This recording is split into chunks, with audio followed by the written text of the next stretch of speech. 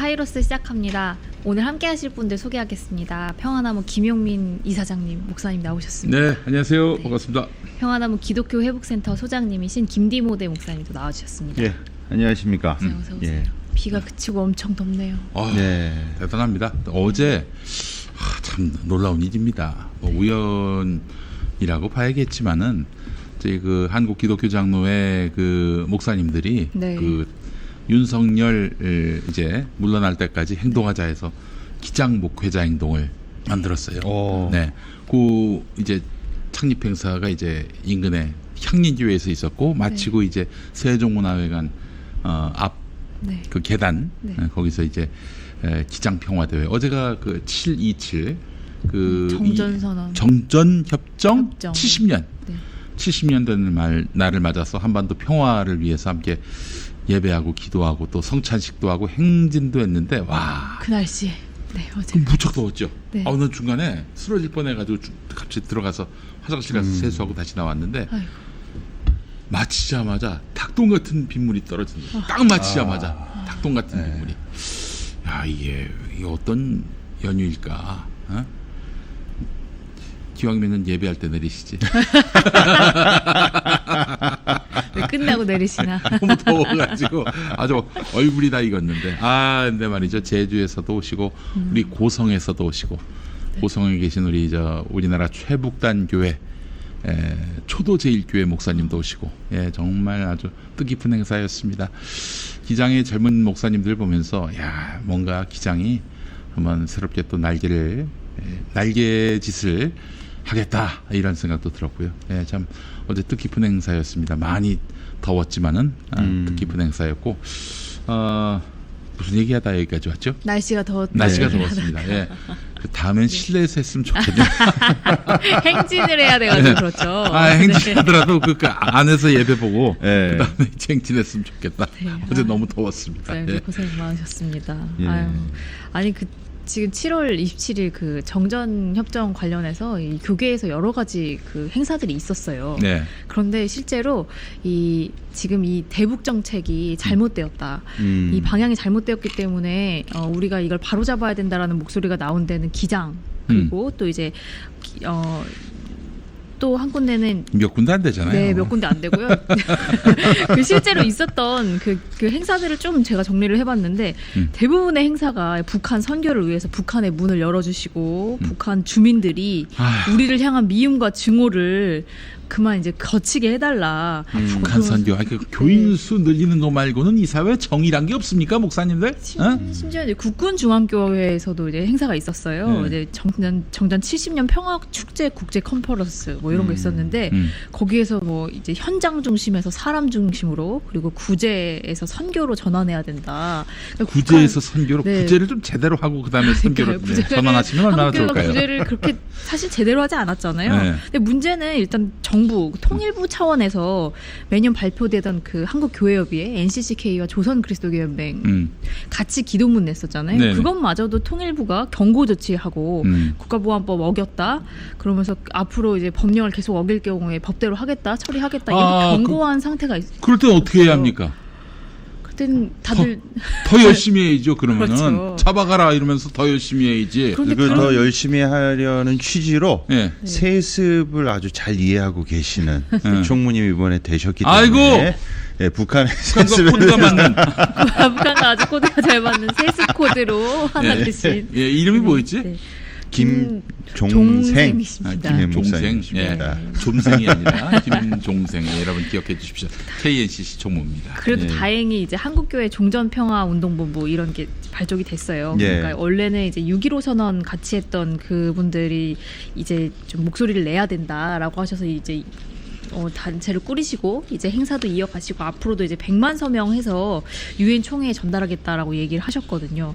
그리고 사실은 이 윤석열 정부가 대북 정책을 적대적으로 하는 것부터 멈춰라라고 목소리를 내는 게 사실 교계가 해야 될 일이고요. 그 다음에 한반도 평화를 위한 대화 여건을 만들어 달라라는 그 요구를 해야 합니다. 그 다음에 북한 뭐 선교도 가능한 것이고요. 뭐 현장이 아니라 뭐 사람 중심의 선교도 가능하다. 그런 거죠. 아니 북한 선교 뭐 좋습니다. 하나님의 정의와 평화와 사랑과 생명의 가치가 확산되는 걸 선교라고 하죠. 단순히 교인 수 늘어나는 것만이 그렇죠. 선교가 아니라 그러려면은 우리가 먼저 그 틀에 맞춰야 되는 거 아니겠습니까? 정의도 평화도 사랑도 생명도 없는 한국 교회가 뭐 어디 가서 그 뜻을 펼치겠다는 건지 우리 안에 있는 들보부터 바라보고 남의 티를 이야기했으면 좋겠다는 생각이 듭니다. 근데 목사님들 설교하시는 거 들어보니까 뭐 우리가 뭐 하나님 편에 서 있을 때 우리가 소망이 있다. 그래서 저는 이제 진정한 이제 구제, 진정한 선교에 대한 이야기를 하는 줄 알았더니 이제 하나님은 그들끼리 싸우게 해서라도 승리하게 하신다. 그러니까 하나님 편에 서라. 싸우게 되면 하나님 편에 서라. 이런 메시지였던 것 같아요. 하나님 편, 자기들 편. 네, 이게 지금 평화 관련한 예배였거든요. 그런데 하나님 편에 서서 제대로 싸우고 저는 이제 적어도 남한 그 교회에 대한 좀 회개가 먼저 있을 줄 알았어요. 어쨌든 간에 북한에 대한 뭐 선교가 덜 되고 구제가 덜 된 것도 한국 교회의 어떤 책임인도 있잖아요. 그래서 이제 우리나라 교회가 먼저 우리 남한 교회가 먼저 참회하고 이제 기도해야 된다라고 할 줄 알았는데 북한 주민들 탓만 하고 있습니다. 이 북한 주민들에게 미움과 증오를 고취시키는 이 자들을 그 죄악을 그치게 해달라. 전 뭐 신구약 성경을 통틀어 봤을 때 눈에 보이는 힘에 의존하고 눈에 안 보이는 힘, 그러나 진정한 힘, 바로 하나님을 무시하고 배제하고 눈에 보이는 힘에 추종하는 자들, 이들이 바로 저는 적그리스도 마귀라고 봅니다. 지금 미국 믿고 무기 믿고 이런 냉전 구도를 해체할 생각 1도 없고 그냥 강대국이 만들어 놓은 이 그 전선을 그대로 유지하는 것이 옳다고 믿는 자들, 이들이야말로 마귀요 적그리스도 아닙니까? 어떻게든 우리 주도적으로 하나님만 믿고 이 화해와 일치의 세상을 향해 나가도록 애써야 하는 것이 지금 그리스도인의 책무 아닙니까? 계속 이 분단 체제를 유지시켜가지고 서로 증오하고 그리고 서로 배척하고 이걸로 기생하는 정당 있잖아요. 어느 정당이라고 제가 차마 말은 할 수 없습니다만은 그런 정당의 이익만 대변하는 거예요. 그렇지 않습니까? 분단 구조가 사라지면은 그 당이 존재할 수 있겠습니까? 이 땅에서? 명함도 못 내밀죠. 그렇기 때문에 자기들의 생존을 위해서 이렇게 분단 구조가 필요한 자들, 이들이 바로 지금 통일의 적이고 평화의 적입니다. 이건 뭐 남한에만 있는 거 아닙니다. 북쪽에도 이런 군벌들, 매파들, 그렇게 해서 분단이 유지돼야 자기들의 그 권력이 유지될 수 있는 그런 자들, 그들도 역시 평화의 적이고 그리스도의 적입니다. 이들을 하나하나 일소에 나가면서 분단의 금을 지우고 그렇게 무슨 그렇다고 체제를 통합하자 이런 얘기까지는 아닙니다. 우리 서로 그냥 휴전선을 없애고 그렇게 서로 이제 의미 없는 선을 하나 그어 놓은 다음에 서서히 이 사람이 올라가고 저 사람이 내려오고 이렇게 해서 금을 지워 가지고 하나의 세상을 만들어 나갈 때 그게 진짜 평화고 통일 아니겠습니까? 그런 일들을 그리스도인들이 주도적으로 해 나가야 하는데 말이죠. 분단을 더욱 그냥 조장하고 적개심을 부추기는 이런 일들을 했어야 되겠습니까? 그러니까 결국에는 그 그리스도인들이 평화를 외치면서 계속 이 전쟁이 유지되는 이 상태에 대해서는 전혀 문제 삼지 않거든요. 그래서 힘에 의한 평화도 평화다 이렇게 얘기하는 로마와 같은 행태를 보이고 있는 거예요. 그러니까 그 하나님이 우상 숭배를 반대하시고 강대국을 반대하신 거는 하나의 맥락이에요. 자기 이외에 다른 힘을 의지하는 것, 이런 것이거든요. 지금 하나님 외에 다른 힘을 의존하는 자들은 우상 숭배하는 겁니다. 그렇게 보시면 될 것 같고 빨리 좀 우리 사회가 평화의 체제로 나아간다면, 우리가 2018년에 그런 꿈을 꿨잖아요. 4.27 남북 정상회담 그 당시에. 그러니까 이제 남한 사람들이 또 북한 사람들이 서로를 방문해서 일도 하고 그렇게 또 경제적으로 뭔가 부를 창출하고 그렇게 해서 서로 의존하고 그렇게 해서 하나가 되는 길 갈 수 있었는데, 지금 통일부가 개성공단 관련한 것도 다 완전히 폐쇄하겠다고 그러고 있는데, 난 참 이놈들은 원래 그런 놈들이고요. 분단 조장 세력들한테 뭘 기대할 게 없거든요. 근데 나는 우리 문재인 대통령께서 왜 그때 트럼프가 하나 반대했다고 이렇게 갑자기 무력하게 손을 놓으실 수가 있는가 하는 생각이 들었습니다. 이 얘기는 제가 문 전 대통령을 뭐 비방하는 그런 차원이 아니라요. 다음 대통령은 이러면 안 된다는 거예요. 이러면 안 된다는 겁니다. 그렇죠. 그때 그렇게 멈춰서는 바람에 뭐 아무것도 되는 일도 없고 그리고 지금 이 상황은 어떻습니까? 지금 다시 냉전 시대로 돌아가고자 하는 건데 그렇죠. 그 지금 냉전 시대로 다시 돌아가고자 하는 그런 자를 대통령으로 세우는데 가장 확실한 공헌을 하신 분이 바로 문 전 대통령이거든요. 이거는 그냥 하다 못했다 이 정도가 아니에요. 막중한 책임감을 느끼시고 지금이라도 빨리 타도의 그 광장으로 나오셔야 한다 이 말씀 드리고 싶습니다. 네. 그래서 이제 일본 시민 단체나 이제 세계 시민들도 이제 연대의 목소리를 내면서 이 한국교회 종전 평화 운동 본부 거기 행사에 함께 참여를 했어요. 그러면서 한반도 평화는 동북아시아를 넘어서 전 세계 평화와 직결돼 있다. 그래서 대한민국 국회와 정부가 전쟁을 종식시키고 평화를 만들어가는 일에 나서줘야 된다라면서 호소했습니다. 그래서 정전 70주년 맞아서 전혀 상반되는 이 반응들이 교계에서 있었는데요. 그래도 이 종전으로 나아가야 한다. 힘에 의한 평화가 아니라 진정한 생명, 평화, 정의의 길이 열려야 한다는 목소리가 나와서 그나마 다행이다라는 생각이 듭니다. 목사님, 이 황교안 전 대표가 유튜브 신천지 방송에 나왔었는데 혹시 아셨나요? 아 그래요? 네. 전 미래통합당 대표죠. 신천지 유관 언론으로 알려진 유튜브 채널 천지 TV와 4월 인터뷰를 했더라고요. 그 천지일보도 신천지 거잖아요. 이만희 거. 이미 거기 왜 나가 거기를? 천지 TV는 2021년 6월에 지난번에도 국민의힘 이준석 전 대표랑도 인터뷰하는 영상이 송출됐었죠. 주요 정치인들과 꽤 인터뷰를 많이 하는 것 같아요. 근데 이번 인터뷰의 그 주요 내용은 거의 다 이제 정광훈 관련된 건데 정광훈한테 이제 50억 받았냐는 그 의혹에 대해서 전면 부인하고 그리고 나는 50억 안 받았고 정광훈은 사실상 실세도 아니고 공천 과정에서 무리한 요구를 했었고 그래서 손절하고 자기의 길을 가고 있다. 뭐 이런 식의 내용이었단 말이에요. 뭐 내용은 뭐 별거 없었습니다. 근데 문제는 뭐냐? 이 천지 TV에 출연하는 것 자체가 적절한지예요. 지금 엄청 신앙심이 투철한 전도사로 알고 있거든요. 사법연수원 시절에 막 신학교 대학원 가지 않았나요? 예, 그렇습니다. 예전에 그 사법연수원 연수 중에 신학대학원에 진학한 걸로 아주 잘 알려져 있죠. 서울 목동 성일 침례교에서 전도사 사역을 하기도 했습니다. 네, 1980년에 갔던 신학교가 당시 수원에 있었던 수도 침례 신학교라고. 맞습니다. 지금은 그 수도 침신이 그 대전에 있는 침례 신학대학교 거기하고 이제 통폐합됐죠. 그 당시 그 수도 침례 신학교 교장이 누군 줄 아세요? 김장 맞나요? 정답이었습니다. 정답이었습니다. 아직까지. 그때부터 극동방송 사장님. 김장환하고 황교안의 인연이 이제 시작된 거라고 봐야 돼요. 최소. 그렇군요. 아니 근데 정말 웃긴 게 통일교가 이 신천지를 용서하지 않거든요. 이 통일교 언론이 신천지를 무척 이 날카롭게 비판하는. 이단끼리는 서로 싫어합니다. 그렇죠. 저 전에 말씀드렸잖아. 만민중앙교회 그 앞에 신천지 출입금지 붙어 있다고. 그거 보고 진짜 그냥 쓰러지는 줄 알았어요. 무릎에 힘이 빠져가지고. 통일교는 신천지를 용서하지 않고 오늘 보니까 신천지는 전광훈 목사를 용서하지 않습니다.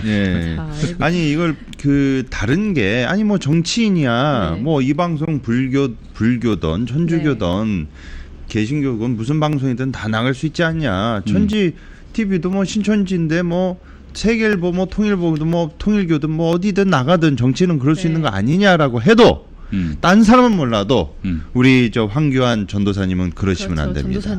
왜냐 본인이 계속 정치 활동 중에도 여전히 저술 활동도 하고 기독교적 신앙 가치를 너무나 지금까지 드러내셨던 분이 이런 이단 측에서 운영하고 있는 개신교 이단이라고 규정되어 있는 신천지 TV에 출연하신 거는 정말로 많은 분들에게 혼선을 저 보십시오.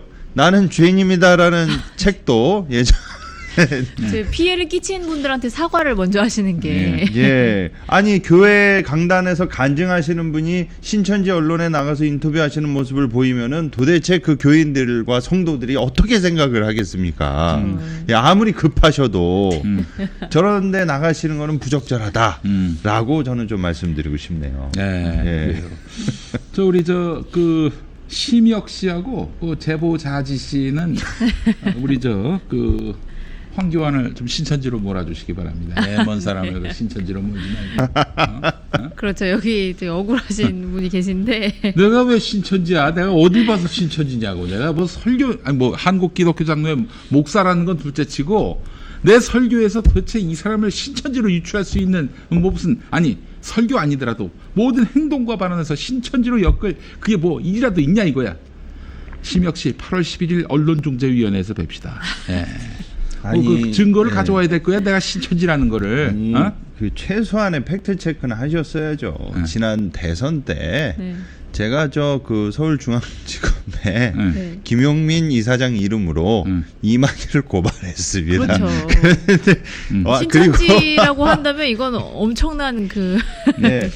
그리고 또 그 머시기 지파 장도 저희가 또 고발을 했는데 아니 생각을 해보십시오. 어떻게 김용민 이사장이 신천지면 이만희를 고발을 합니까? 이름으로 말이 안 되는 것이죠. 정말 이제 이건. 속상하고 좀 화가 나는 네. 부분은요. 이렇게 그냥 댓글 몇 개가 이렇게 사실로 조작되는 데에 진보 유튜버들이 관련이 돼 있다라는 게 그러니까 가장 뭐 지금 저 이 심혁 씨가 이렇게 뭐 차별적으로 아무 안 되나 그 뭐 신천지 뒤집어 씌우고 말이죠. 이런 행동에 대해서 그 보니까 혼자 저러는 게 아니라 비호하는 세력이 있었고 컨트롤 타워가 있어 보입니다.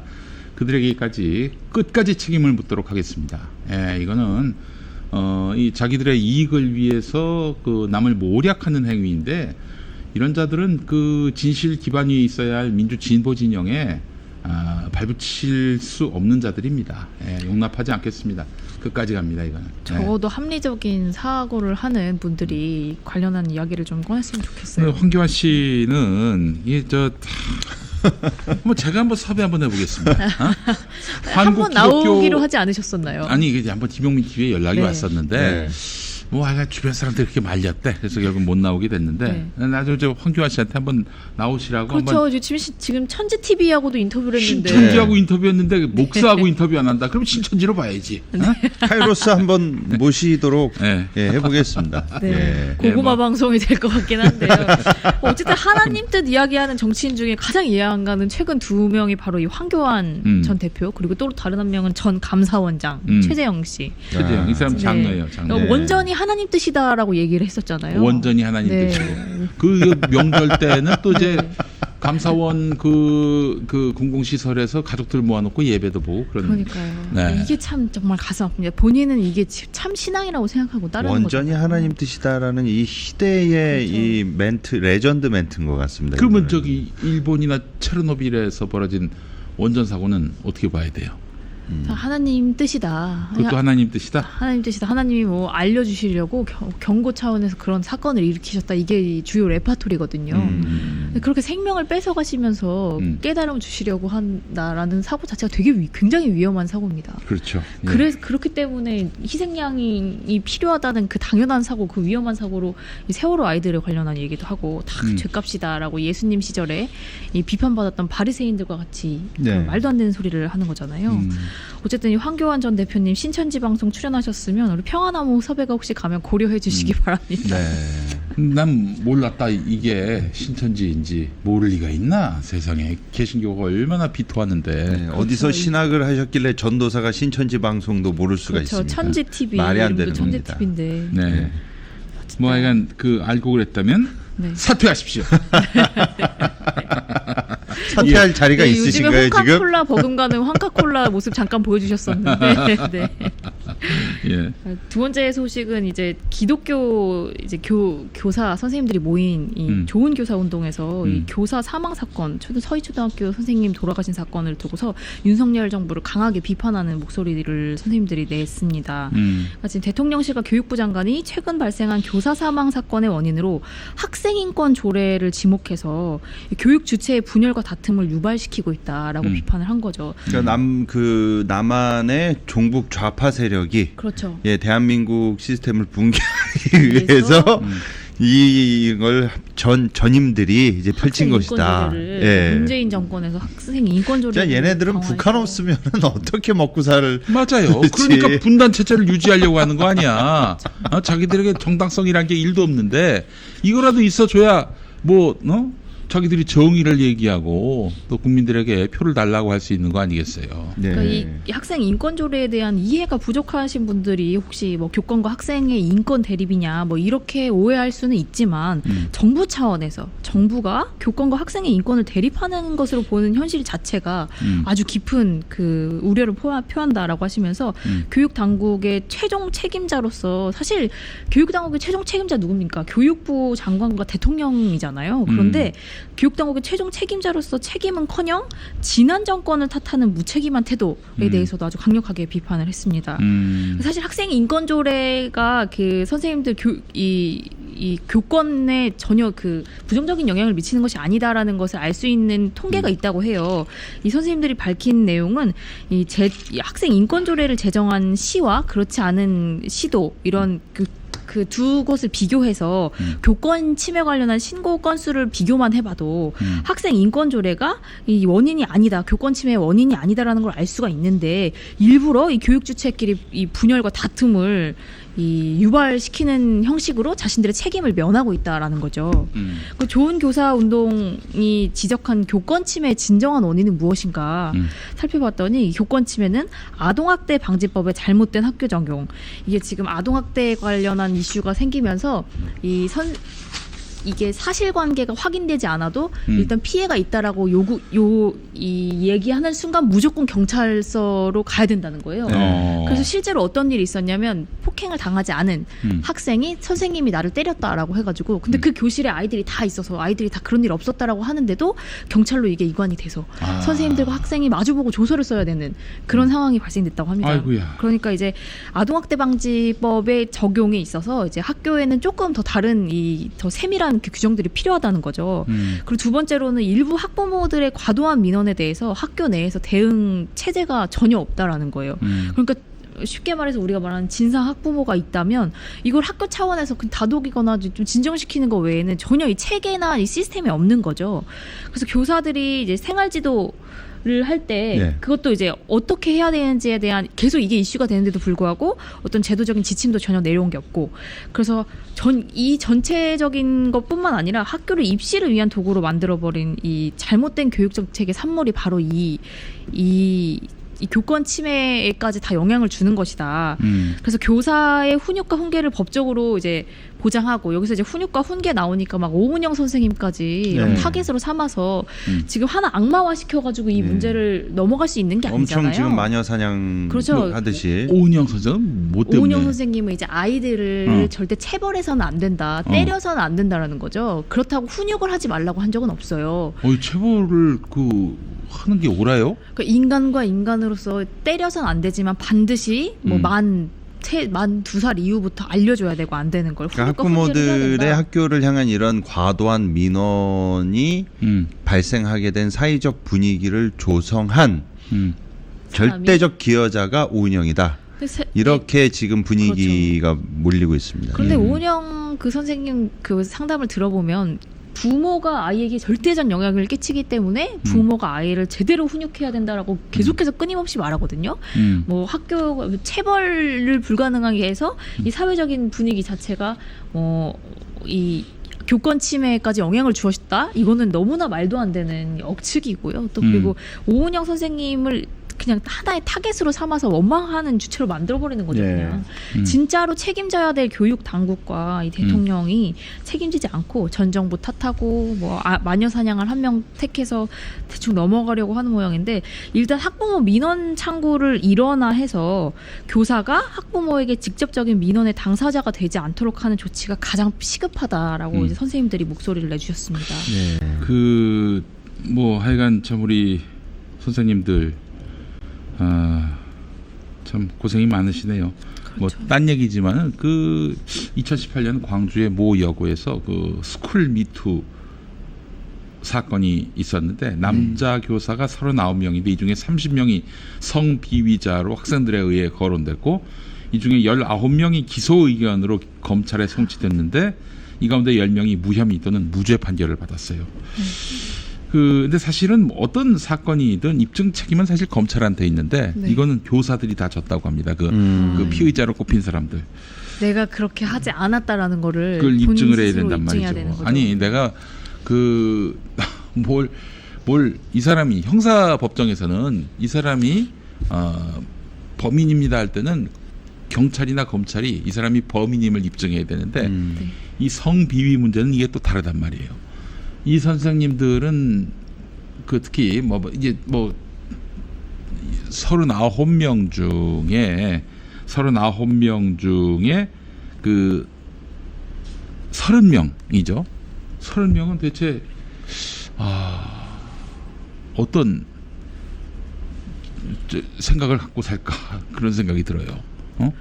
아니 그 39명 중에 30명이 피의자로 거론됐는데 이 중에서 19명이 기소 의견으로 송치됐고 10명이 무혐의 또는 무죄 판결을 받았다고 하는데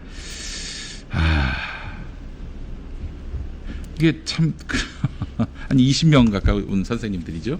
20명 선생님들이 갖는 기분은 어떠할까? 학생들에 의해서 성범죄자로 낙인이 찍히고 그 모든 잘못 없음을 스스로 입증했어야 했고 예, 그 고통스러운 과정 무엇이 문제였을까? 근데 이 대부분의 선생님들이 다 전국 교직원 노동조합 소속이었다고 합니다. 그런데 이 스쿨 미투가 거론되니까 뭐 그냥 전교조고 뭐것도 당시 광주 교육감은 당연히 진보 교육감이었는데 네.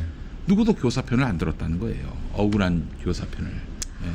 그래서 이것도 참 큰 문제다. 이 땅에 선생님들이 결국엔 학생들하고 이렇게 대면하는 분들인데 네. 언제 어떻게 그냥 모함을 당하면은 그냥 가차없이 그냥 실려 나가는 거고 교육 현장에서도 이런 모습이 보이면은 장래에 이 친구들이 다 성인이 되고 그랬을 때 야 가짜 미투 했더니 뭐 그냥 내가 미워하는 사람들 다 날릴 수 있더라 이런 잘못된 교훈을 또 심어주는 그런 부분도 있는 것은 아닌지 그렇기 때문에 이 참 교육 현장의 신뢰가 다시 회복되는 것도 중요하지만은 이런 그릇된 잘못된 그리고 범죄적 무고에 대해서는 확실하게 좀 선을 긋는 사회 풍토도 필요할 것 같고요. 예.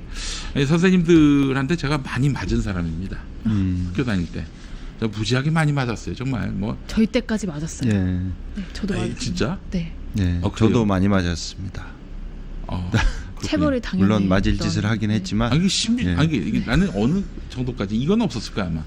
때리는데 이 질감이 너무 좋은 거야.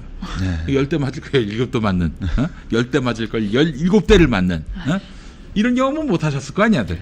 저희 때도 빠따 싸대기 뭐 종합 세트로 다 출석부 뭐 이런 거. 그러니까 이게 선생님한테 혼났을 때 내가 잘못했다라는 이 생각이 드는 선생님이 있고 쟤 또 시작이네. 이렇게 저 미친 게 또 시작이네. 뭐 이렇게 그 부부 싸움 하고 와서 있잖아요. 스트레스 우리한테 푼다.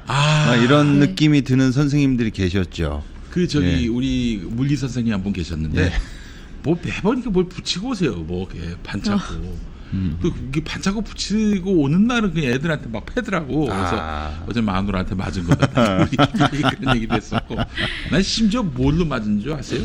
뭘로 맞았어요? 내가 이제 반장이었는데 반장이라서 그 출석 후에 어느 날은 이제 그 극기 훈련을 이제 하루 떠났다고 그래서 이제 그 극기 훈련의 플레임이 심신단련 수련회였거든. 심신단련 수련회 관계로 뭐 휴무 해놓고는 내가 거기다 밑에다가 초대 가수 심신이라고 썼어요. 나와 이 새끼야. 공문서에다가 장난을 쳐서. 저 지금은 난리가 나겠지만 저희 때는 그 정도면 맞았죠. 그때도 예, 그래요. 당한 것 중에 선생님한테 당한 것 중에 제가 지금 뭐 몇 가지를 꼽으라면 이제 눈이 마주쳤어요. 그럼 보통은 학생들 그 남자애들은 서로 쳐다보면은 뭘 꼬라보냐고 이렇게 좀 시비가 붙지 않습니까? 근데 보통 선생이 학생한테 그러진 않. 선생님이 그랬어요. 제가 쳐다봤는데 너 왜 날 꼬라보냐고 오라 그러더라고요. 그러더니 스탬플러가 이렇게 접혀져 있지 않습니까? 이렇게 딱 펴요. 그럼 일자로 됩니다. 그러더니 호치케스라고 그랬어요. 여기다 턱 하더니 박혀가지고. 그건 가해. 이런 게 일상이었습니다. 그래서 저희가 어느 학교 어느 동네인지는 좀 제가 말씀드리긴 뭐하지만 저는 개인적으로 이렇게 보면 우리 사회가 과도기인 것 같아요. 그러니까 어떤 과도기냐면 제가 고등학교 때, 중고등학교 때만 해도 진짜 뭐 우리 이사장님도 우리 목사님도 그러시겠지만 진짜 많이 팼습니다. 그때는 뭐 학생 인권이라는 개념도 없었어요. 예? 미칠 듯이 맞았습니다. 빠따로 맞고 그리고 뭐 교문 앞에서 무릎 꿇고 손 들고 있고 실내화 들고 있고 심지어 그 너무 이 팬티나 그 넌닝을 안 빨면은 그걸 입에 물려가지고 또 아니 안 빤 걸 어떻게 알아요? 있고 냄새가 너무 심하게 그러니까 저희가 상상을 초월하는 그런 일들이 일어났었던 거죠. 그리고 또 여러 가지로 말씀을 드리면 이건 이제 교권, 학생들의 인권이라고 치면 또 여성들에 대한 그 페미니스트들도 좀 극단적인 분들이 생길 수밖에 없었던 게 불과 저희 때만 하더라도 그 선생님들 중에 막 이렇게 예쁜 여자애들을 그냥 쪼물딱거려요. 그냥 예쁘다고 가서 그냥 머리 만지고 쓰다듬고 그 시절에도 그랬습니다. 체육 선생님들 뭐 이렇게 많이 그러니까 저희가 이제 예민하고 뭐 저희가 뭐 너네가 그런 게 아니라 막 예민해서 그렇다라고 하면 정말 할 말이 없는데 실제로 이제 뭐 이렇게 등을 이렇게 한다던가 쓰다듬죠. 이제 어느 드라마에 나왔었는데 속옷 끈을 이렇게 당기는 그런 이렇게 당기는 분들도 계셨고 간 큰 분이 계시네. 그게 그리고 이렇게 흔했습니다. 막대기로 이렇게 이런데 가슴과 경계선 가슴이라고 하기 애매하지만 분명히 수치심을 느낄 만한 데를 그리고 이제 뭐 엉덩이 같은데 이렇게 때리고 여기 막 이렇게 그 이제 저희 때부터 이제 그게 좀 막 예민해지기 시작했었어요. 여기 살을 이렇게 이런데 여기 살 맨날 잡고 그 저희 선생님 중에 한 분은 남자 선생님인데 아예 이제 터치하면 난리 나니까 무조건 발로 뭐든지 혼낼 때도 의자를 발로 차시고 잠을 깨울 때도 의자를 발로 차시고 발로만 뭐든지 다 하셨던 분도 계셨는데 그런 시대에 이런 거를 당한 분들이 그렇죠. 원한과 한과 우리 다음 세대는 절대로 그러지 말아야 되겠다. 이런 거에 사무쳐 가지고 아주 그냥 또 정반대로 강력하게 간단 말이에요.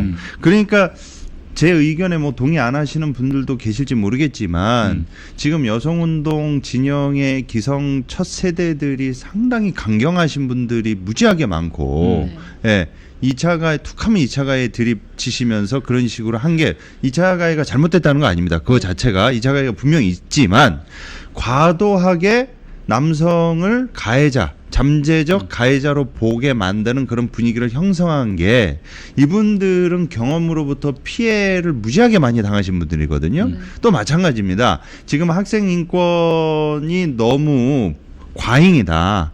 이런 식으로 또 분위기가 조성된 이유가 뭐냐면 또 이런 거를 체계를 갖추신 분들이 과거에 엄청 맞았거든요. 그러니까 왜 제가 과도기처럼 느껴지는 부분이 바로 이 지점입니다. 너무 심했다가 또 너무 부작용을 너무 간 거예요. 그러니까 이 중간 단계를 우리 사회가 이제 맞춰 가는 과정이 아닌가 그런 느낌이 좀 듭니다. 갑자기 또 생각이 나는데 우리 저 여학교도 뭐 그 폭력은 뭐 일상사였던 시절 저희 누님이 나온 학교가 한양여고라고 지금 한양여고가 남여공학이 됐습니다만은 그때 이제 그 선생님 교장 선생님 이름이 김봉희 선생님이었는데 조회 때 여러분 제가 누굽니까 딱 물어본 거예요. 교장 선생님입니다라고 듣기로 했는데 뒤에서 한 여학생이 너는 봉이야. 너 나와 양싸대기를. 이제 교실 끝까지 가는 선생님. 예. 제 친구는 이제 중3인데 마지막 시험 이미 그 시업계고등학교 가기로 다 결정이 됐고 마지막 그 기말고사 아무 의미 없는 기말고사를 보는데 이 청산리 전투를 청량리 전투 봉우동 전투를 봉천동 전투라고 했다가 저 입구서부터 시작해서 저 창틀까지 이렇게 그렇죠. 아유 정말 그 시절이 애는 패야한다라는 그 사고가 지금 만연해지는 건 정말 네. 위험한 일 같아요. 그러니까. 그런데 그 제가 이 글과 관련해서 이 출처가 정확하지 않은데 지금 기억이 정확히 안 나는데 무슨 글을 봤냐면 몇십 년 전에도 있는 집 자식들, 권력 있는 집 자식들 안 거기는, 맞았다라는 거죠. 그러니까 그건 사실이잖아요. 네. 저희 때도 좀 입김이 있다라고 하는 애들은 선생님이 잘못해도 따로 부르거나 애들 앞에서 망신 주거나 때리거나 하지 않았어요. 예. 그럼 결국에는 이 지금 교사가 이렇게까지 내몰리고 있는 데는 잘못된 그 권력이 교실까지 침투하고 있다라는 거예요. 절대 이 권력과의 어떤 이 힘을 가진 사람들이 교실 안에까지 영향을 끼칠 수 없게끔 하는 게 어떻게 보면 진정으로 교권을 보호하는 거거든요. 그 말씀은 이제 전우용 교수님이 하신 말씀인데, 네. 그러니까 예나 지금이나 마찬가지였어요. 뭐 사회지도층 인사라든지 뭐 좀 돈 좀 있는 사람들, 그 자녀들은 그럴 일이 없어요. 내 맞을 일이 없고 뭐 학교에서 스트레스 받을 일이 없어요. 또 심지어 그 아이가 가해자라도 다 덮여집니다. 문제 있는 거 아닙니까? 네. 그렇죠. 아마 뭐 사회 지도층 인사 지역에서 나름 유지인데도 불구하고 얻어맞은 사람이 있다면은 목사들 김용민 정도 아닐까 그런 생각을 좀 해봤습니다. 예. 그러니까 이제 뭐 누구의 인권이 뭐 과도하다라는 얘기보다는 이 잘못된 권력이 교실까지 침투하는 그 상황을 반드시 견제할 수 있는 시스템을 만들어야 되고요. 그리고 이게 생각이 나는데 중앙고등학교였을 거예요. 거기 저 박지만 씨가 그 학교 나왔는데 맞나? 하여튼 박지만이 그 어머니가 유경수고 네. 아버지가 네. 이제 박정희였고 그렇죠.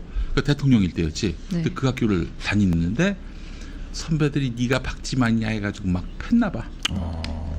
와 난리 났지. 난리 났겠네요. 세상에 네. 황태자를 팼는데 근데 그 이튿날에 유경수 여사가 학교로 온 거야.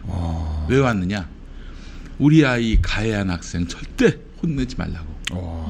난 그거 보면서 내가 유경수 여사는 내가 그 양반한테 두 수를 앞에 내다보시네요. 그럼요. 난리가 나면 뒤에서 얘는 분명히 괴롭히거든요. 다른 아이들은 다 정말 아주 작살이 나겠다 싶어서 찾아가가지고 그런 일 없도록 해달라고.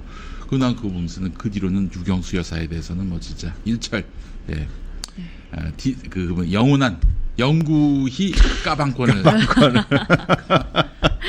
그 사실 엄마를 불러서 일을 크게 벌리면 걔는 어떻게 해서든지 보복을 또 당합니다. 당했던 애들이 두 수 앞을 내다보시고 참 훌륭한 분이에요. 어쨌든 간에 이 선생님들이 맞는 경우도 많았잖아요. 이번에. 그렇지. 지금 근데 이제 선생님에 대한 존중이 어디서 나오나 저도 6살 아이를 키우면서 유치원 선생님을 만나면 정말 깍듯하게 하거든요. 일부러 딸아이를 보라고.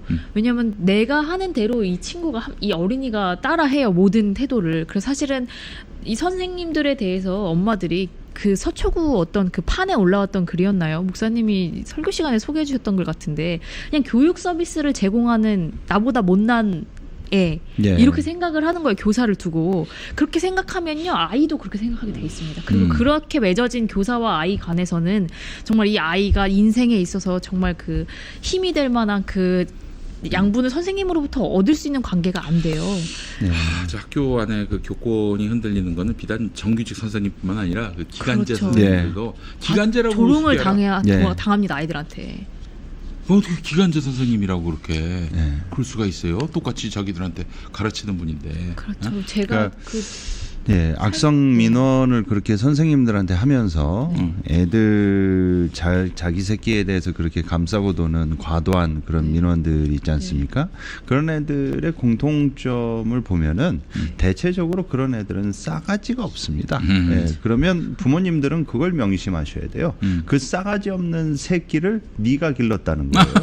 그래놓고 자기한테 자기도 컨트롤 못하는 거를 남의 선생님한테 맡겨놓고 지 마음에 드는 식으로 교육시키지 않고 방침했다고 이런 식으로 악성 민원을 낸다. 이거는 1차적으로 부모 가정교육이 잘못돼 먹은 자기 거고. 얼굴에 침 뱉는 거예요. 예, 근데 가정교육이 잘못된 거를 어떻게 잘못된 가정교육과 싸가지 없는 새끼 학교에 와서 선생님한테 깐족대는 거를 어떻게 교권이 보호해주고 이걸 필터할 수 있을지는 교육부의 영역 아니겠습니까?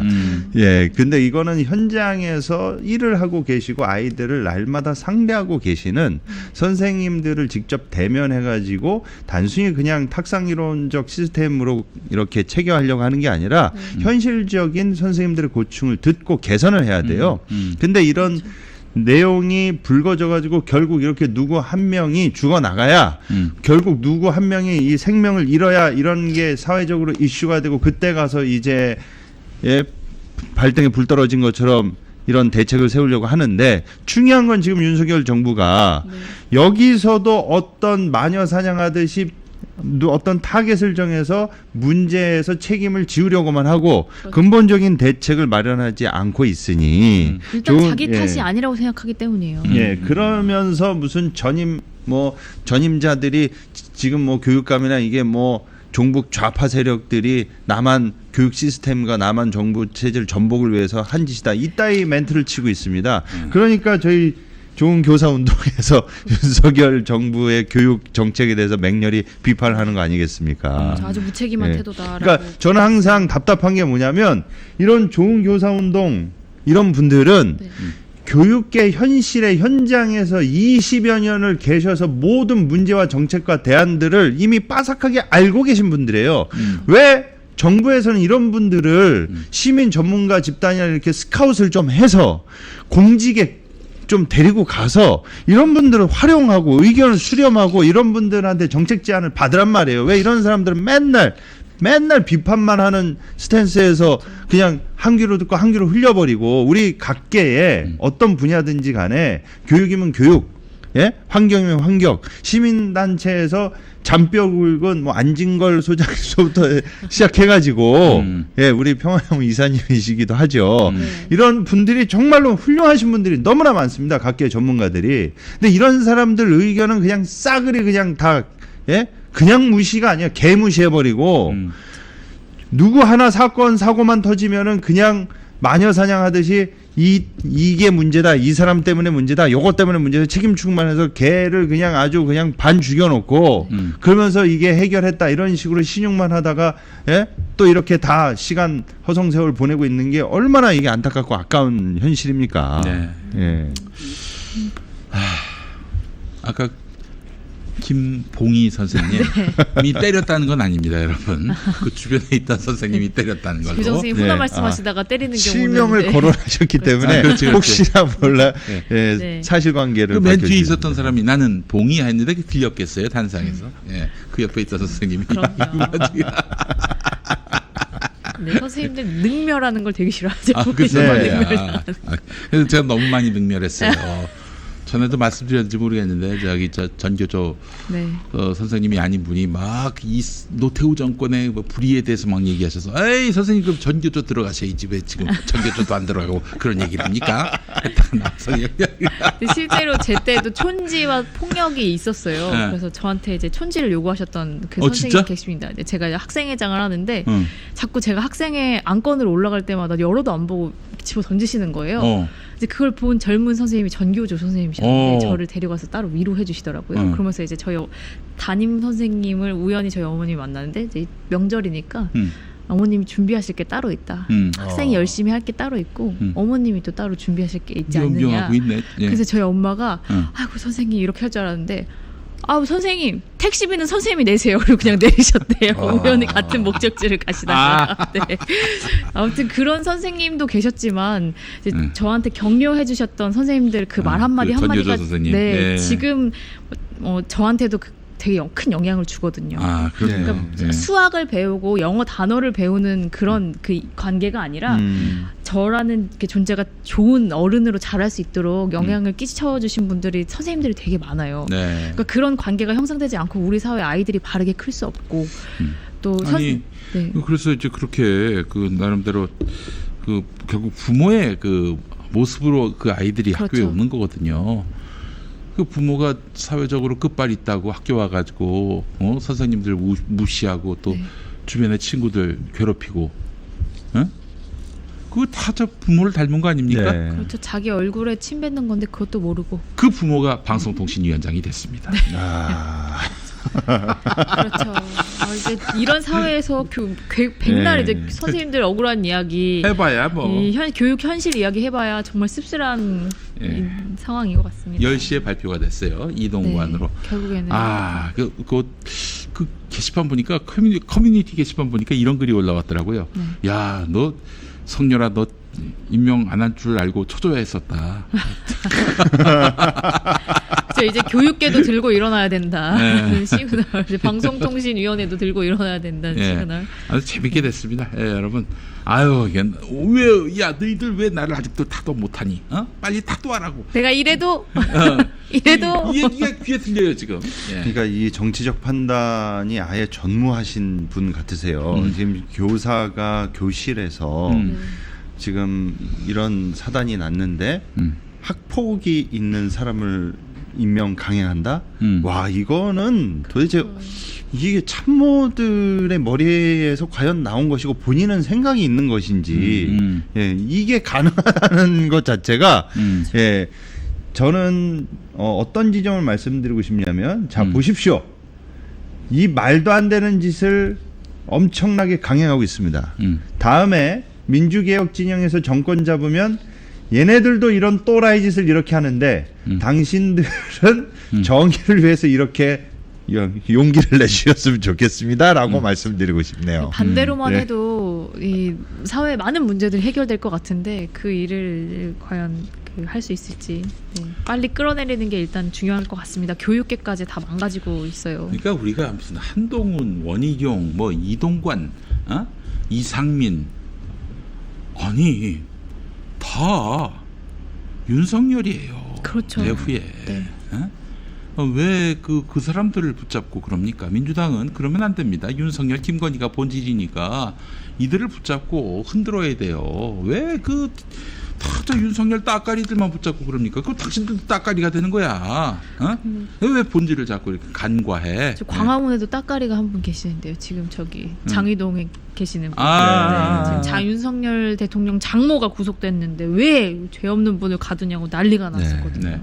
자, 그 이야기는 네. 우리 영상 하나 좀 보시고 네, 알겠습니다. 이야기 이어가도록 하겠습니다. 네. 예고편이었고요. 자, 오늘 준비한 영상이 뭐냐면은 최윤배 교수라고 있어요. 조직신학 장신대 교수인데 이 양반이 지난주인가 수요 예배 때 명성교회 가가지고 제목이 원로 목사님의 오직 주님 신앙.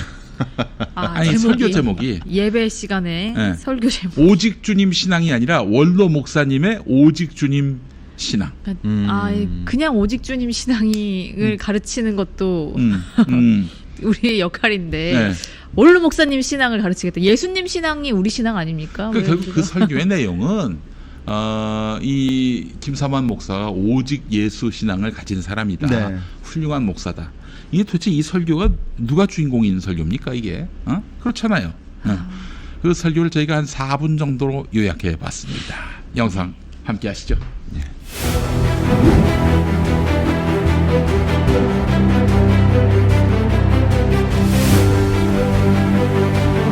제가 원로 목사님의 그 설교집을 읽고 원로 목사님이 이해하신 성령님에 대해서 한번 글을 쓴 적이 있고, 저는 명성교회 2013년도에 왔기 때문에 원로 목사님 설교를 많이 듣지를 못했습니다.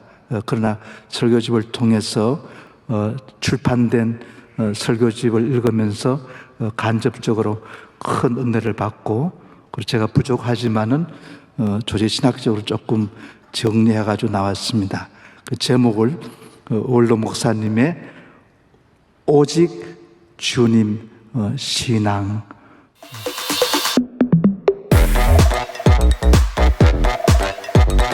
원로 목사님은 유아 시절부터 지금까지 일생 동안 믿음의 훈련을 통해서 오직 주님이라는 신앙을 깨닫고 체득하고 실천했다고 고백하십니다. 원로 목사님이 강하게 비판하시는 종교다원주의는 예배와 구원의 대상을 복수로 간주하여 기독교의 하나님과 예수님은 다양한 신들 중에 하나로 간주하여 모든 종교 속에 동일한 구원이 있다고 하는 자유주의적인 사상입니다.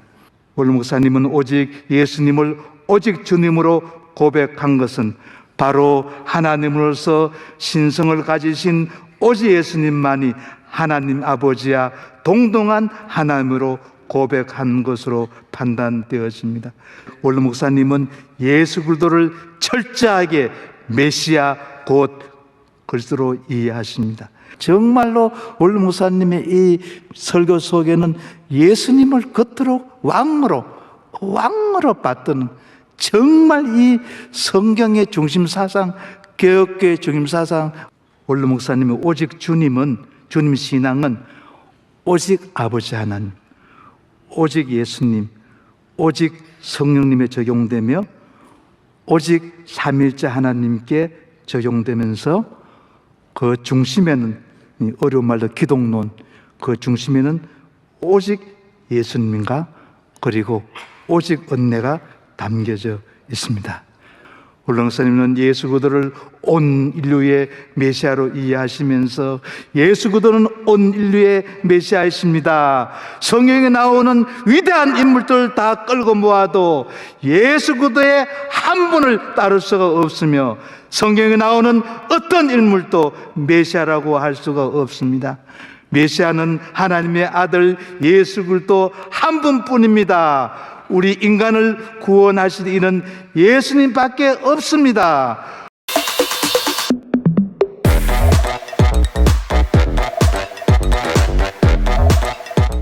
하여튼 마귀의 최대 목표는 교회와 분열.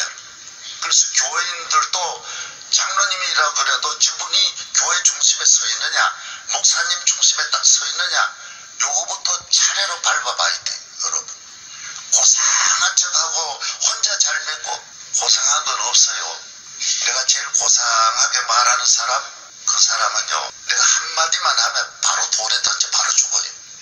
천하의 인간도 아닌 게 고상한 기도하고요. 신약에는요, 제일 큰 죄가 뭐냐? 예수를 안 믿는 죄도 괜찮아요. 예수를 안 믿는 죄도 괜찮아요. 그것도 살아나요. 안 믿어도 예수를 저주해도 살아나요. 예수를 저주해도 살아나요. 신약의 제일 큰 죄가 뭐냐? 성령을 거스리면 끝이라는 거예요. 성령을 거스리면 지옥으로 떨어지는 거예요. 그 성령을 거스리면 그 다음 방법이 없다라는 거예요. 교회가 인도하는 대로 안 따라가는 거 성령을 거스리는 거예요. 성령을.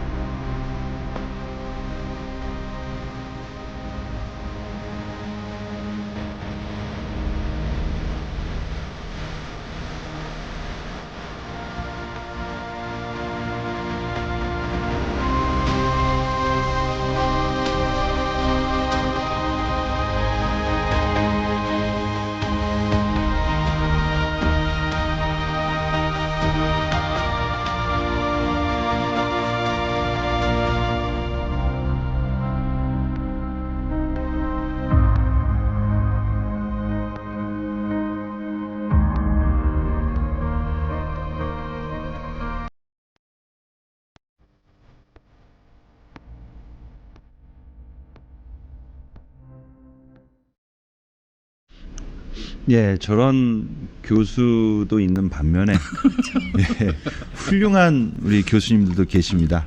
저희 평안나무 기독교회복센터에서 이 하절기 올 여름을 맞이해서 아주 은혜의 장 은혜의 자리를 마련했습니다. 이 신학교에서 부당한 이유로 해고당하시거나 재계약을 못하신 교수님들을 한 자리에 모아서 이제 해직 교수들에게 배우는 성경 공부 여름 사경회가 드디어 내일 열립니다. 내일 7월 29일 토요일 오후 1시부터 6시까지 일산에 있는 그 고양시 덕양구죠. 그 교회 이름이 그 교회입니다. 그 교회. 예, 그래서 참가비는 저희 기독교회복센터는 언제나 무료입니다.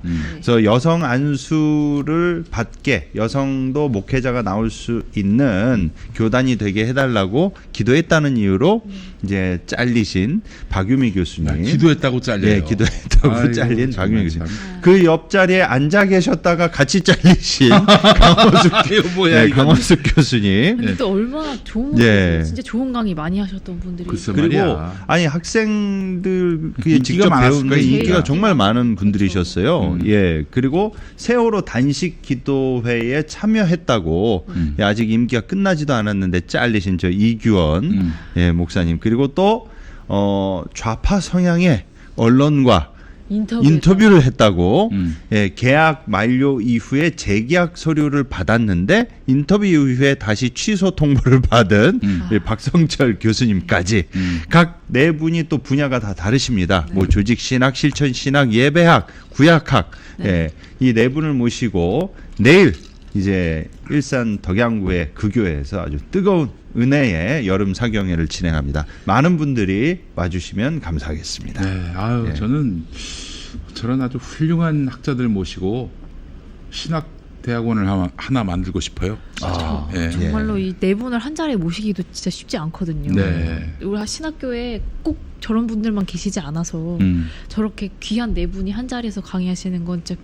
정말 귀한데 정말 나중에 여력이 된다면 정말 그 녹을 받아서 먹고 사시는 월급쟁이 선생님들 말고 정말 가르치실 것을 가르쳐 주시는 분들이 이게 네. 그 앞서서 그 최윤배 교수도 보여드렸습니다마는 그 나름대로 이 신학자들이 자존심이란 게 있어요. 네. 그렇죠. 되게 콧대가 되게 높으세요. 콧대가 높은 건 네. 뭐냐면 이 기성교회에서는 사실 정말 장사미사 그런 네. 어떤 백성과 함께 어울리는 그런 교회 공동체를 운영하다 보니까 좀 뭔가 이 학문적인 걸 앞세우기 좀 어려운 부분이 있는데 네. 신학교에서는 나름대로 뭐 교인을 상대하진 않으니까 어떤 학문을 다루는 학자로서의 어떤 자존심 또 뭐 네. 엘리트 의식이라는 말까지는 쓰지 않겠습니다. 네. 그런 자부심 그런 것들이 있어야 되는데 아니 이게 명성교회라는 세습을 하고 그렇죠. 재정 비리 의혹이 아주 다분한 그런 교회가 가지고 원로 목사가 뭐 오직 주님 신앙으로 중무장됐다.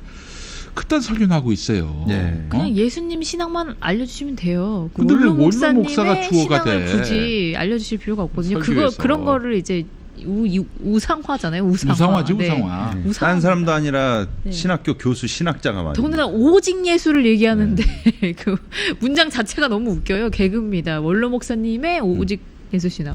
그 이제 신학교에서 교수님들이 이렇게 뭐 교회에 도움이 되는 뭐 학문 뭐 혹은 뭐 저기 뭐 우리 저 보수 신앙에 뭐 도움이 되는 학문 이런 것과 무관하게 이런 어떤 일선 교회 목사들이 깊이 생각하지 못하는 그 분야까지도 이렇게 학문적으로 깊이 파고들 수 있도록 그 어떤 학문의 자유, 그 생각의 자유, 그걸 뭐라 그러더라? 그 양심의 자유. 네, 신앙 이런 양심. 것들을 보장해줘야 그 교단이 건강해집니다. 그렇죠. 근데 지금 보세요. 예장통합에서 그 현대신학연구소라고 있었어요. 현신이라고. 예. 지금 없어. 거의 뭐 거기 소속 멤버들이 그 교단에 남아 있는지는 모르겠지만은 그런 어떤 학문적 전통이 거의 끊기다시피 했어요. 신학의 부재한 그렇지, 신학이- 교회들이 계속 나오는 그 거예요. 저 진보적인 신학이 뭐 아무짝에도 쓸모없다 그렇지만은 적어도 이제 그 우경화, 네. 보수화, 친자본화를 막아주는 어떤 그런 일종의 그 자정 기능 같은 것들을 해주는 것이 바로 그렇게 저 진보적 신학 연구 모임인데 그게 싹 사라지니까 막 말도 안 되는 저 동성애 반대 정도가 아니라 동성애 옹호자도 반대하는 입학 못하게 하고 입학이 됐어도 뭐 나중에 목사는 못 되게 하는 이런 식의 야만이 그 팔을 치는 아니 동성애자를 옹호했다는 이유만으로 그렇게 생각했다는 이유만으로 그 사람을 목사시키면 안 된다? 이런 정말 이런 삼류라고도 말할 수 없는 이 농업용수 공업용수조차도 못 되는 이런 사고방식이 주류 담론이 돼버렸으니 얼마나 기가 막힐 노릇입니까 이게. 네. 응? 손가락질하지 않았다고. 그렇죠. 편들었다고. 네. 이런 거예요. 그 고대 사회에서는 사마리아인의 입학을 불허한다. 그렇죠. 사마리아인을 옹호하는 사람도 입학을 불허한다. 사마리아인이랑 말하는 것도 안 된다. 그렇지. 네. 그 말 섞으면은 또 안 되는 네. 거. 그럼 예수님조차도 못 들어가요. 그러면은 이런 야만을 이제는 종식시켜야 하는데 그걸 얘기해 줄 만한 신학자들 또 목사님들이 점점 줄어들어 가고 있는 현실 속에서 그 세습하고 재정비리 의혹이 있는 교회가 가지고 원로 목사님이 주인 되시는 그런 설교를 하시는 예배를 원로 누구한테 신학자 들으신 건지 모르겠지만 원로 신학자의 모습을 우리가 또 앞서서 봤습니다. 자, 네. 그러나 어떻게든 밥줄을 끊어도 양심을 버리지 않고 또 자존심을 버리지 않는 좋은 우리 신학자 네 분의 여름 사경회 한번 만나보시죠. 바로 내일입니다. 내일 7월 29일 오후 1시부터 고양시 덕양구에 있는 그 교회에서 여러분과 함께 하겠습니다. 제가 녹화를 해서 따로 올리진 않습니다. 현장에 오셔서 보실 수 있으니까 그 교회에 많이 모여주시기 바라겠습니다. 녹화해서 올릴 예정입니다. 아, 그래? 근데 그럼 안 이게 오죠. 안 오자. 그럼 안 오니까. 그래 놓고 이제 나중에 올리는 거지. 근데 현장에서만 맛볼 수 있는 그런, 예. 안 올릴 재미가 있죠. 생각입니다. 손발이 안 맞아요. 도둑질을 제가 네. 저한테 녹화해서 올리냐는 분들이 문의가 엄청 많았는데 일부러 답신을 안 남기고 있습니다. 예, 그런 상황입니다. 여러분 현장에 있으면 질문도 하고 그렇죠. 예, 그래서 듣고 진짜 예, 깊이 예. 있는 그 신학 그 성경 공부가 될 것 같아요. 목사님 간식도 있습니까? 예, 간식이 있습니다. 네. 예, 그리고 핸드드립 커피도 저희가 내려드립니다. 아 예. 예. 제가 조금만 더 후원하겠습니다. 예. 조금만 더 후원할 테니까 여러분 맛있는 간식도 함께 하시고요. 예. 예. 더운 여름 이 시원한 이 커피와 함께 이 하나님의 말씀에 에 빠지는 꿀송이 네. 같은 말씀으로 한번 예. 만나보시죠. 저분들이 전하는 그 성경 해설이 얼마나 달콤하겠습니까? 예. 감동이 넘치겠어요? 여러분 좀 많이 모여주시기 바라겠습니다. 예. 그 장신대 이 목사님께서는 원로 목사님의 오직 주님 신앙으로 설교를 하셨잖아요. 네. 예, 근데 오직 주님인데 그 예수님의 신앙은 다 포용하고 다 이렇게 뭐 이렇게 예수님의 12 제자 중에 캐릭터나 스타일도 여럿인데 다 포용하고 그렇죠. 받지 않았습니까? 그래서 김하나 목사님도 제가 알기로는 저 짐 월리스 불러다가 설교했는데 그분은 동성결혼 찬성하시는 분이세요. 짐 월리스를 불렀어요? 예전에 이거 참 큰일 났네. 교회 불러서 청년부 행사 때 하시고 네. 했는데 저도 한번 좀 불러주셨으면 좋겠습니다. 예, 기왕이면 저를 불러주시면 저는 기꺼이 명성교회 가겠습니다. 단 설교 제목을 원로 목사님의 오직 세습 신앙이라고 제가 좀 한 번만 제발 설교할 기회 좀 주라. 잘 가겠습니다. 김성환 목사를 건드리면은 구타를 당할 수 있다고 들었어요. 보호 장비를 잘 착용하고 가시기 바랍니다. 예. 자, 우리 저기 오직 예수 신앙에 저기 힘입어서 이 오직 그 윤신앙을 보여주는 저희 광화문 계세요. 아주 투정도 부리고. 우리 저 또, 전광훈. 네, 엄청난 애정을 보이는데 이 정광훈 씨가 윤석열 장모 구속을 두고서 죄가 없는데 왜 가두냐고 예. 목소리를 높였어요. 그래서 이제 내가 오늘 설교하기 전에 이 전국의 많은 그 목사들한테 이 애국 설교를 해달라는 그 요청을 매우 많이 받았다. 그래서 내가 지금 애국 설교를 시작하겠다. 이제 이 정치 관련한 얘기 하겠다는 거죠. 그래서 내가 애국 설교를 먼저 하는 이유는 이 전 국민이 다 들어야 되기 때문이다라고 하면서 이 최 씨는 죄가 없는데 왜 가두냐? 이 설령 공문서 위조를 했다고 치자. 초범인데 구속해야 되냐라고 하면서. 나이 많은 것만으로도 이미 집행유예를 받을 수밖에 없다. 그런데 이렇게 하면 안 된다면서 강력하게 비판을 했어요.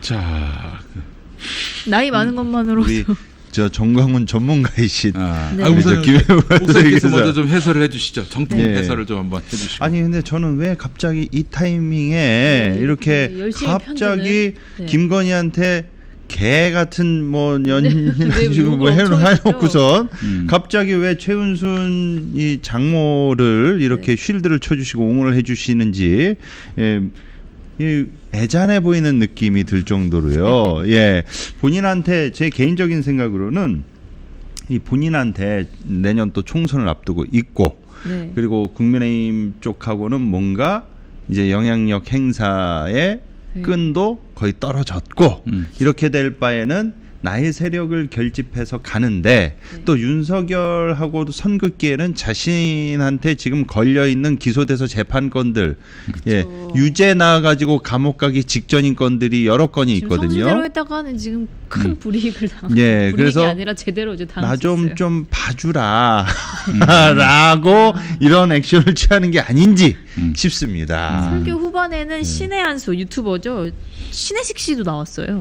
그러면서 김건희 여사가 사기 당한 거다. 당한 건데 범죄금 구속하면 되냐? 이거는 법조인이랑 판사나 검사 중에 문재인 쪽 사람이 많다는 뜻이다. 뭐 이런 얘기를 자, 했어요. 이제 여기 네. 그 키포인트가 있어요. 네. 지금 저 윤석열 정권이긴 하지만은 네. 그 최은순 그 윤석열의 장모도 감옥 간 것을 두고 이 네. 기회를 놓치지 않은 이유가 뭘까? 자기가 장래에 구속되더라도 놀라지 마라. 놀라지 마라. 이게 왜 그러냐?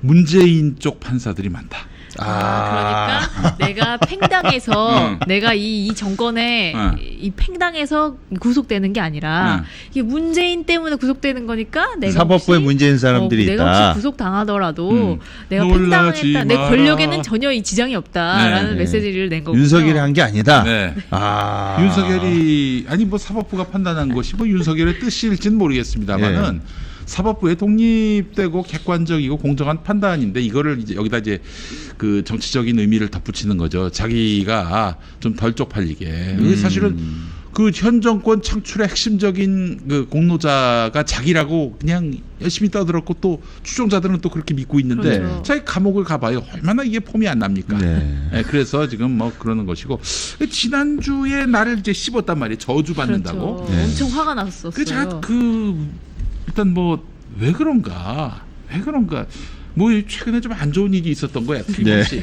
뭐 수사기관이나 사법기관으로부터 굉장히 뭐 안 좋은 일이 있었는데 그렇지 않아 도 지난주에 문자가 나왔어요. 그 저 종암경찰서로부터 네. 예, 제가 하나 읽어드리겠습니다. 최초 공개인데 뭐 대단한 내용은 아닙니다. 네.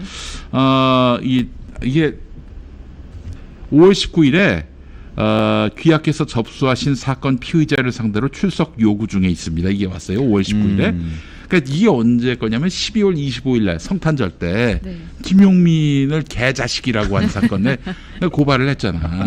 고소를 했잖아. 네. 이 건과 관련해서 5월 19일. 아니 조사받은 지가 언젠데. 네. 5월 19일이 되도록 부르지도 않았는데 지난주 화요일 날 오전 9시 50분쯤에 서울 종암경찰서입니다. 귀하께서 접수하신 사건 8월 중 피의자에 대한 조사가 이루어질 예정입니다. 일정이 잡혔나 봐. 예. 일정이 잡히니까. 어쨌든 안 좋은 그 그치. 일이 내가 계속. 나를 개자식이라고 한 사건과 관련해서 아마 이제 조사받으러 나올 거 내가 같은데. 이제 김용민 때문에 또 나가야 돼. 근데 이건 개자식 이렇게 한 너무 거죠. 명징해서 개자식이라고 나한테 공개적으로 얘기를 했는데 이게 만약에 무혐의가 난다, 막 불송치로 간다, 그러면 이거 봐줬다는 얘기가 너무나 확실하기 때문에 아마 기소 의견으로 가지 않을까. 그렇잖아요. 개자식이라고 했잖아. 나는 어딜 봐서 내가 개자식이야. 그래서 이제 요거는 아무래도 자기한테 굉장히 불리하게 돌아갈 것 같으니까 지금 정광훈 씨가 화가 나가지고 얘기하는 것 같은데 이번 설교를 통해서 또 얘기하는 건 내가 어떤 불이익을 받더라도 여러분 흔들리지 마라. 이 믿음 더욱 굳세야 한다 이렇게 얘기를 하고 있는 것 같아요. 그래서 또 무슨 얘기를 했습니까 정광훈이가? 그러면서 신혜식 씨가 뭐 이거 피해도 준 게 없고 이거는 말고 전광훈이 이런 말을 하니까 맞다. 이게 대한민국 판도가 기울어졌는데 일단 우리가 8.15 전까지 1000만을 조직해서 혁명해야 된다. 혁명. 네, 혁명하겠다고. 지금은 혁명 전 상태야. 아직은 문재인의 잔재 세력들이 네. 이 나라 사법부를 지배해가지고 네. 우리가 이 고통을 당하고 있는데 네. 빨리 혁명을 일으켜서 이 새끼들을 싹 몰아내버리고 우리 세상으로 만들어야 된다. 그럼 라는. 힘으로 이겨야 된다. 그렇지. 우리는 여러분. 오직 혁명으로 혁명으로. 이겨야 된다. 그렇지. 이게 바로 이거예요, 지금. 그러니까 사실은 윤석열로 정권이 넘어갔는데 윤석열이가 자기를 환대해줘야 되는데 환대를 안 해주고 있고, 자기는 계속 법정 끌려가서 연일 고생하고 있고, 아무래도 좀 굉장히 불리한 판결이 날 것 같고, 네. 이런 상황에서 신자들은 동요할 것이고, 그 후원 동력은 떨어질 것이고, 어떻게? 아직 사법부는 문재인이가 장악하고 있다. 이러면서, 봐라! 대통령 장모도 저렇게 고난을 당하고 있지 않느냐. 숟가락을 얹었거든요. 네. 그러면서 대한민국에서 이런 해석을 할 수 있는 전광훈 전문가가 없습니다, 여러분.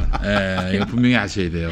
아니 미국 CIA가 자기한테 메시지를 보냈다고 주장하기도 했어요. 아, 그래요? 미군 부대 군목 중에 대령인 사람이 지난주에 평택 순복음교회 강원식 목사 교회에 방문했다는 거예요. 근데 여긴 자기 절친이라고 얘기하더라고요. 그래서 이 미국 군목 대령에게 27일에 이 개딸들이 미군 부대에 진입하는 걸 알고 있냐?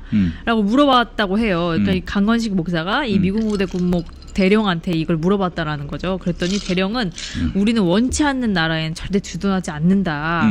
이렇게 얘기를 했다는 거예요. 그러니까 언제든 떠날 수도 있다. 네, 그렇죠. 근데 이 말은 무슨 말이냐면 내가 이제 해석을 해주겠는데 이거는 나한테 한 말이다.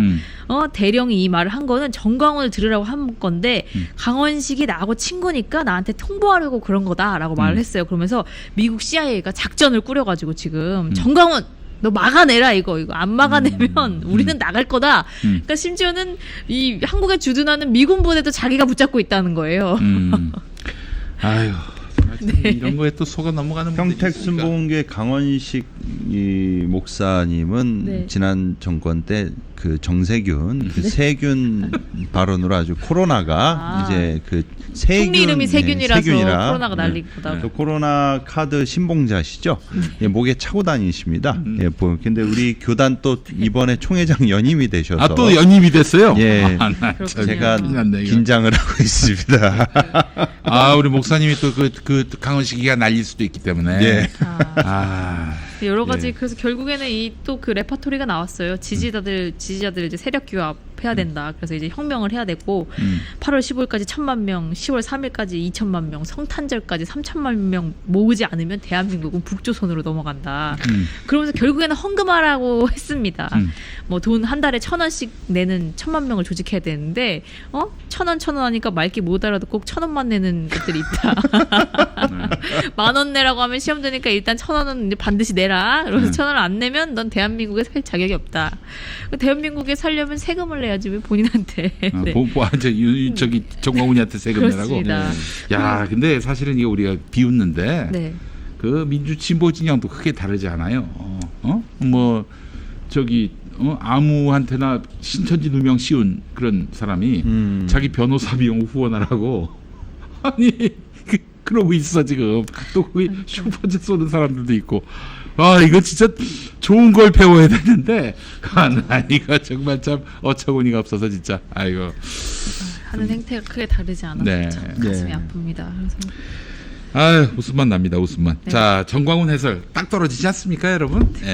그렇기 때문에 이제 앞으로 좀 그 자기한테 불리한 판결이 난다라는 예언으로 보시면 되겠습니다. 아니 저는 좀 언론사들이 엄한 데 가가지고 그 오판하지 말고 네. 저도 정광훈 건에 있어서는 우리 네. 저 김용민 이사장님께 그렇죠. 예, 왜 저런 행태를 보여주는지. 예, 네.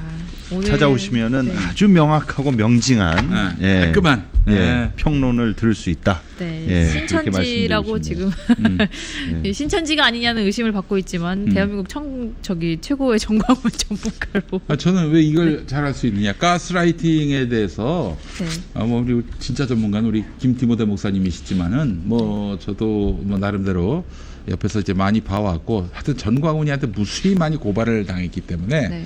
이제 알아요. 그의 멘탈리티가 뭔지. 네? 그래서 잘하는 거고요. 그 가스라이팅과 싸우는 거예요. 이 평화나무는 다른 단체가 아닙니다. 평화나무의 진정한 존재의 이유는 가스라이팅과의 전쟁이에요. 사람을 완전히 바보로 알고 정신적으로 지배하고 그렇게 해서 돈 뜯어내고 뭐 영혼까지 이렇게 상처를 입히는 이런 자들과 전쟁을 벌이는 거거든요. 누구보다도 그들의 속내와 욕망을 잘 알고 있다고 자신합니다. 그런데 가스라이팅으로 또 교인들을 그렇게 그 정치적으로 지배하고 있는 신천지하고 나하고 뭐 그림자가 뭐 일이라도 겹치면은 억울하지라도 않겠어. 하여튼 이런 그 터무니없는 낭설에 대해서는 이거는 조기에 단호하게 타협 없이 응징을 하는 수밖에 없습니다. 두고 보십시오. 어떻게 하는지. 네. 오늘 카이로스 정전 70주년 맞아서 상반된 반응 내놓았던 교계 소식부터 전광훈 요즘 행보에 대한 해설까지 들어봤는데요. 다음 주 이 시간에 저희 찾아뵙도록 하겠습니다. 오늘 나와주신 김용민 목사님 그리고 김대무대 목사님 감사드립니다. 다음 주에 뵙겠습니다. 고맙습니다.